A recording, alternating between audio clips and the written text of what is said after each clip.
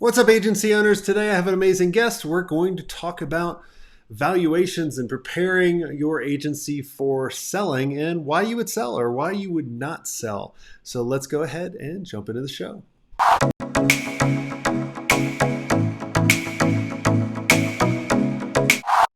Hey, John, welcome to the show. Hey, Jason, great to be here. So tell us who you are and what do you do?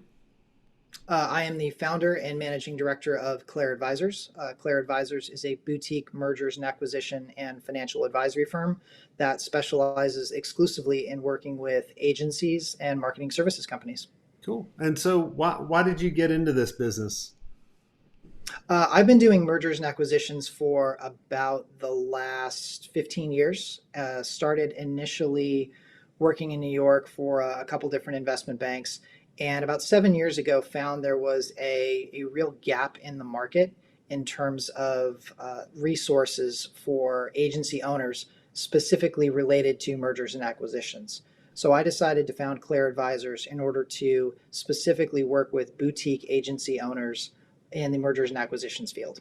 I wish you just said that I got into it to pick up women because I keep thinking of there's a movie going like, what do you do? I'm in mergers and acquisitions. I've always wanted to say that. And now I'm kind of am. And that's the kind of I was funny going to say, I think you technically can. part. Well, but I'm married, so I can't.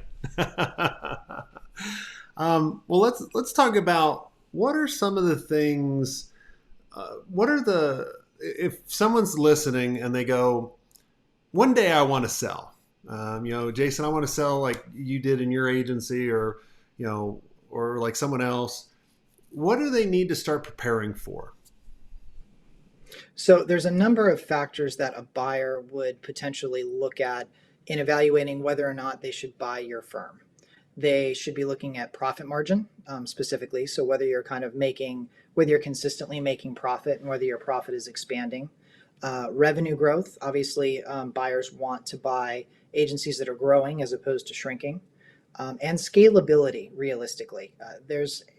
It's very common for any deal that happens to specifically have kind of an upfront piece and an earnout or rollover equity piece or some piece that's based on value later in the future. And so the important thing to prepare for is that your agency is in a position where you've got a lot of momentum and where you can grow over the period of the earnout in order to maximize your valuation. So you need to really have the structure and the infrastructure in place where you're in a good position to grow. Okay. And how big does someone have to be in order to really kind of start thinking about, hey, I want to possibly sell my business? So there's no predetermined limit in terms of, like I said, in terms of overall value. Firms sell that are $2 and $3 million of revenue. Firms obviously sell that are 20, 50, $100 million of revenue. So deals happen at all kind of places in the spectrum of size. The main thing I would consider if I was thinking about selling is specifically, do you have the infrastructure in place? Do you have the right team in place to be able to grow over any earnout or follow-up period? Because there will inevitably be a link between the ultimate value that you get and the ability you have to grow the agency under someone else's ownership. What are some of the criteria that go into valuation outside of profit? So the rate of growth, if you're doubling in size every year, you're certainly going to get a higher valuation than somebody who's growing at 5 or 10% or who's flat. I would say the quality of the management team to a certain degree, whether you've got that infrastructure and that team in place, and it looks like a team that can really, really scale and really, really grow the business. The quality of your clients is another one.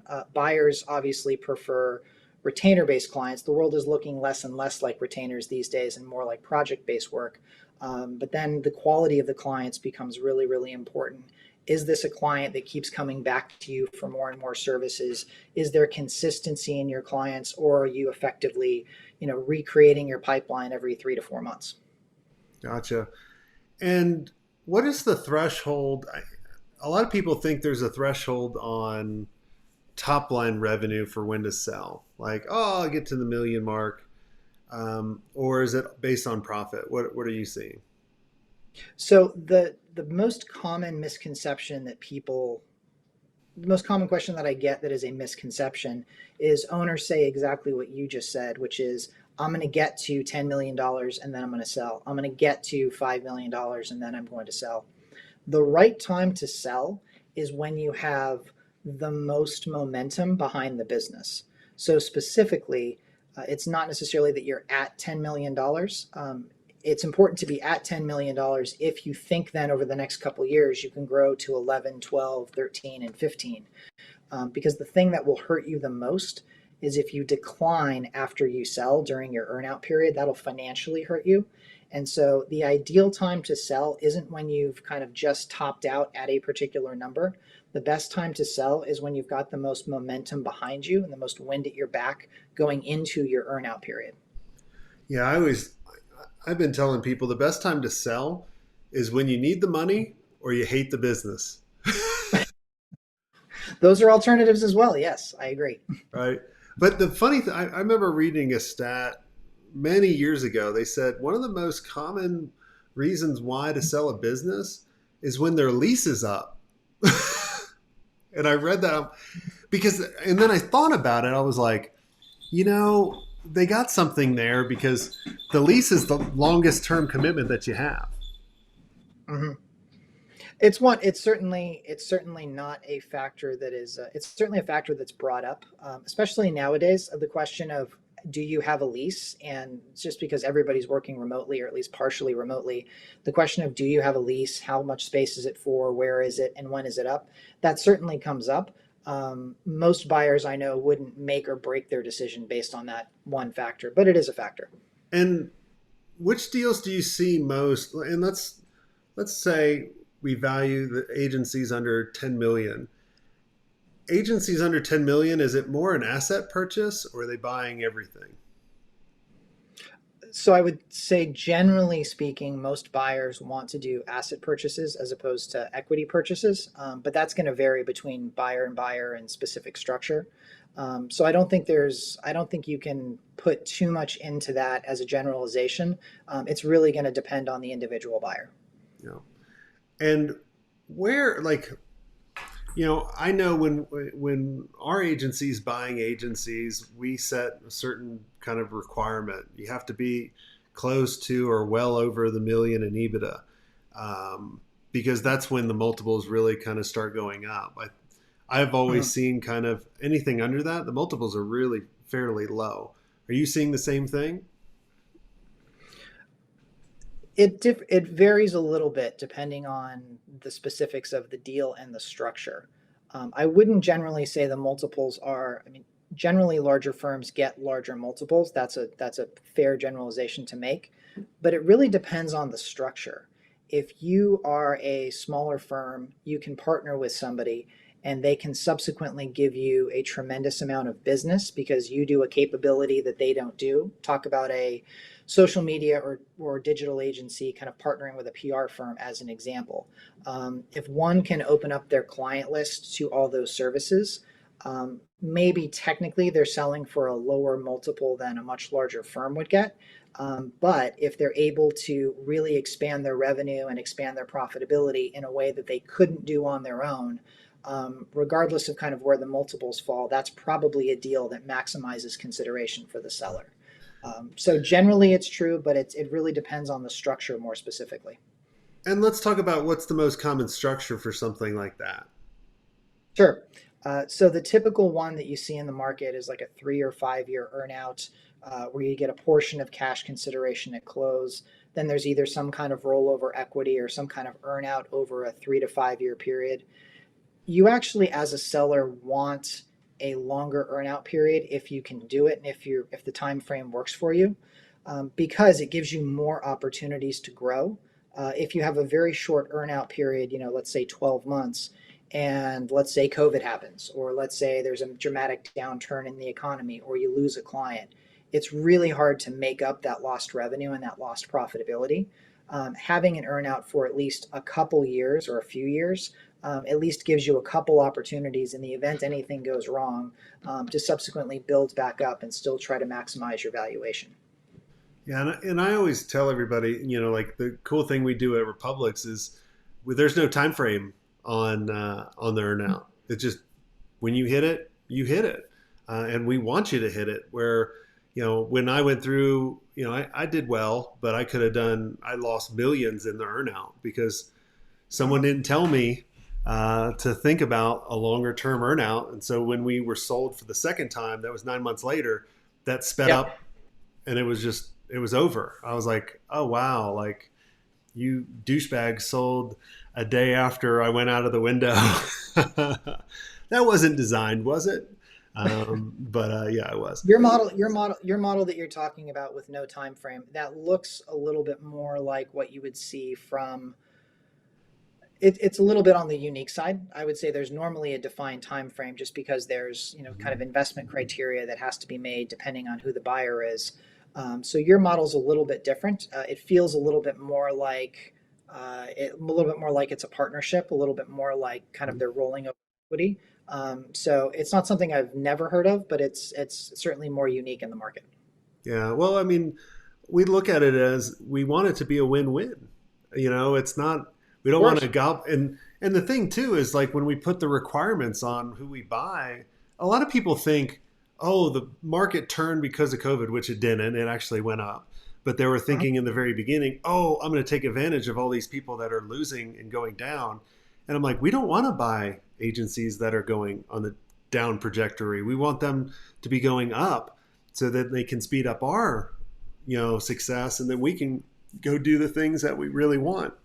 um, And if you buy so and if you buy somebody and if you buy somebody that's in a negative position or that's in a really really desperate position, you're really not getting you're truly not getting partnership from that owner. Realistically, that owner is looking to cash out, looking to leave, an and it's anchor. not.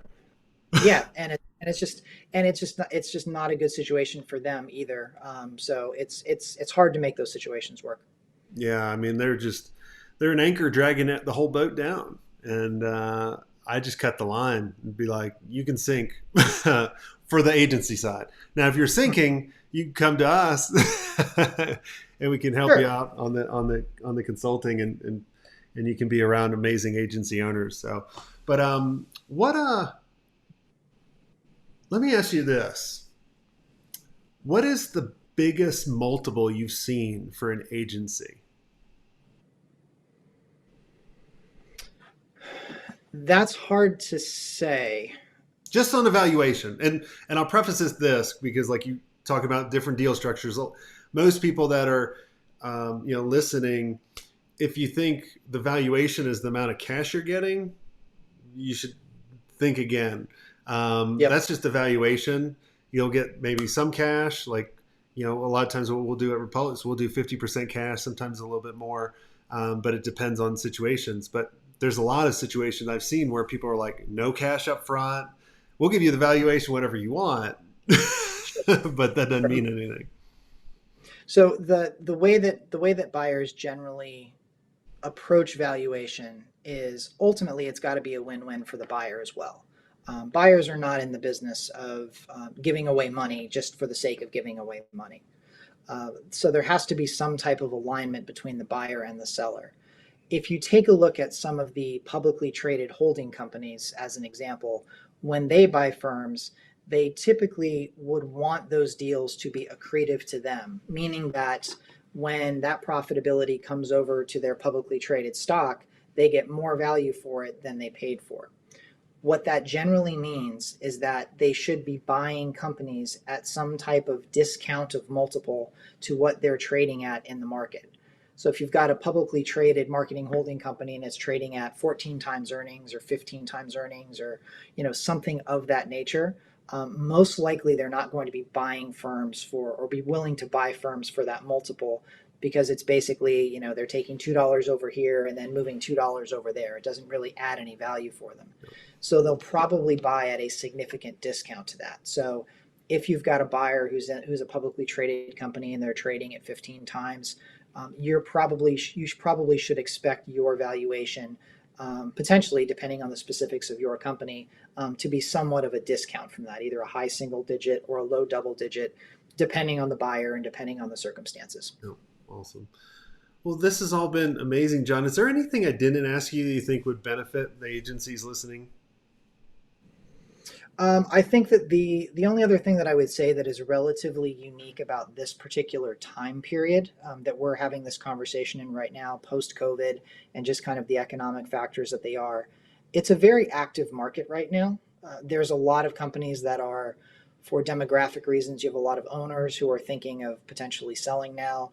You have really, really low interest rates, so cash is really, really easy to come by. A lot of companies have excess working capital on their balance sheets because of either PPP loans or because of some of the financial stimulus that's been in the market, and they've actually done pretty well through that period. You potentially have capital gains tax rates going to increase in some point in the relatively near future, and so it's a fairly active market right now. And if someone's thinking about potentially selling, I would recommend to them that they give it very serious consideration because there's a lot of people looking for companies right now. There's a lot of the landscape is changing and people are looking for different capabilities than they were a few years ago, as you mentioned earlier, that some companies did really well during COVID. So it's just a very dynamic market right now. And so if anybody's thinking of selling in the next couple of years, I would say that they should probably take some of those factors into consideration and effectively not necessarily sell sooner than they want to, but it's definitely a time to be thinking about that if you're planning on selling in the next 3 to 5 years. Yeah, awesome. What's the website people can go and check you out? Our website is www.clareadvisors.com. So we're at Clare Advisors, and you can find us there anytime. Awesome. Well, thanks so much, John, for coming on the show. And if you guys are interested in selling your agency, and maybe you want to get my advice, or maybe you want us to even buy you, I want you to go to jasonswank.com/sell agency, and it's a quick little form. And then if we think we can help you out or position you to a certain buyer, we'll help you with that. So go to jasonswank.com/sell agency. And until next time, have a swank day.